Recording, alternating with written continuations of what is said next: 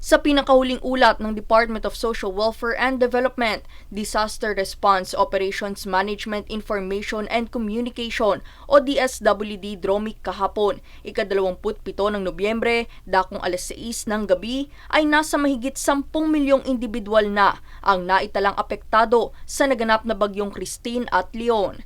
Ang mga rehiyon na kabilang dito ay ang Ilocos, Cagayan Valley, Central Luzon, Calabarzon, Mimaropa, Bicol, Western Visayas, Central Visayas, Eastern Visayas, Zamboanga Peninsula, Northern Mindanao, Davao, Soxargen, Caraga, Car at Barm.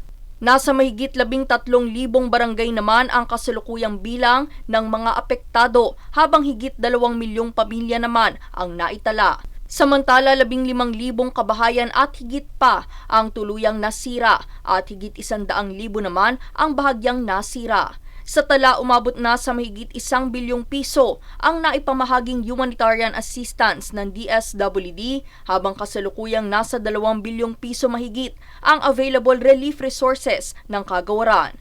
Nagpapatuloy pa rin hanggang sa ngayon ang pre-positioning ng Family Food Packs o FFPs para tiyakin ang sapat na supply nito sa oras na kailanganin para ipamahagi. Danizel Lopez, nag-uulat para sa One Media Network.